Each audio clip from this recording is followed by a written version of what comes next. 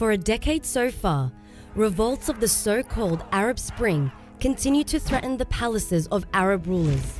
Despite its volatility, chaos, uncertainty, and costs, several unexpected changes have shaped the future of the Middle East and North Africa region since 2011. Economic and political problems are the main struggle in Tunisia and Egypt. Civil war and division in Libya, Yemen, and Syria, amplified by regional and external interventions. A country-wide revolutionary process in Lebanon.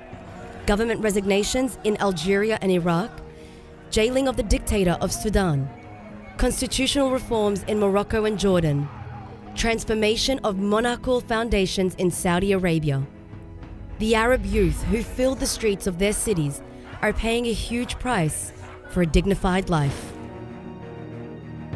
أصبحت هذه المجتمعات اليوم في حالة تحضير كامل وفي حالة من اليقظة والوعي للانتفاضة في أي لحظة ضد أي أنظمة حاكمة إذا شعرت أنها ممكن أن تصادر حقها في الحكم. قوة التغيير عند الأجيال الشبابية الصاعدة ساهمت بشكل كبير ببناء دولة عربية حديثة بأجود الأنظمة الديمقراطية. I don't believe in the existence of a modern Arab state because the status quo of the regimes in Arab countries where uprisings took place remains the same. So I think the Arab Spring has failed. This book comes 10 years after the beginning of the Arab uprisings. It brings together scholars from the region who did follow closely the developments of the last decade. And its chapters cover subjects as encompassing as the social contract, political systems, the place of youth, social movements, and the economic situation. The overarching idea is that the movement that started in 2010 continues. Its preconditions are still there, the attempts to solve them stalled, and the popular explosions witnessed in Iraq, Lebanon, Sudan, or Algeria by the end of the 2010s show that the aftershocks are not over and that the region is far from regaining stability.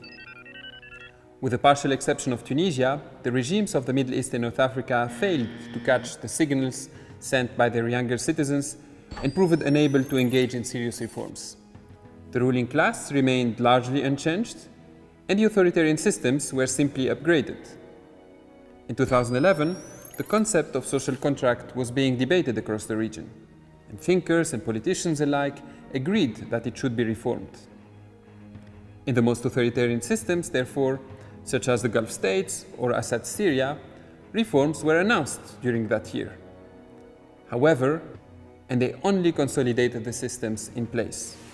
So for Amro Ali, the protest cries of Karama, dignity in 2011, saw the bottom-up emergence of a new subjectivity in the Arab world that birthed a new citizenship paradigm and elevated the citizenry as a compelling sovereign collective.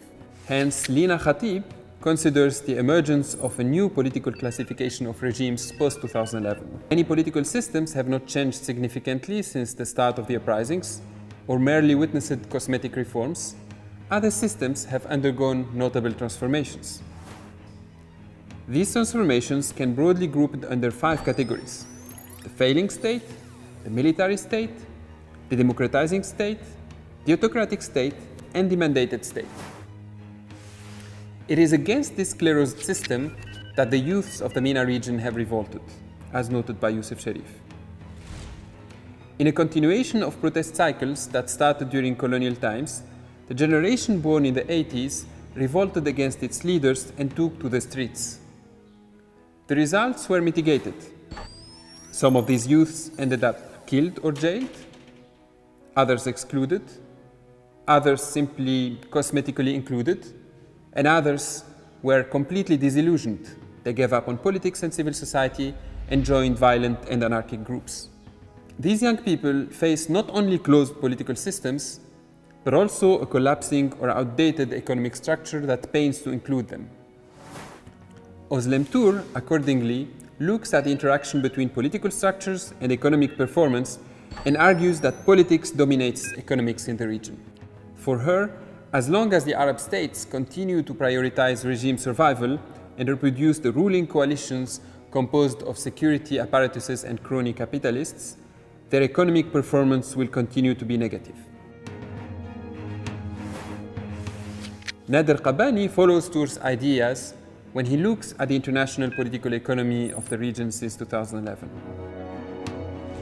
For him, the popular protests were a response to the Arab states' inability to keep their end of their social contract with their citizens, a social contract that is an authoritarian bargain in which citizens exchanged political rights for economic entitlements. Most of these regimes have opted to increase repression and authoritarian control rather than provide citizens with greater political participation, economic opportunities, or social justice. The book concludes with a series of reflections about what is required from MENA regimes to emerge out of this dilemma. After all, it is in the hands of the people and future generations to define what the modern Arab state will look like. Follow Cas Paul Al-emad on social media in order to learn more about the book and their project activities.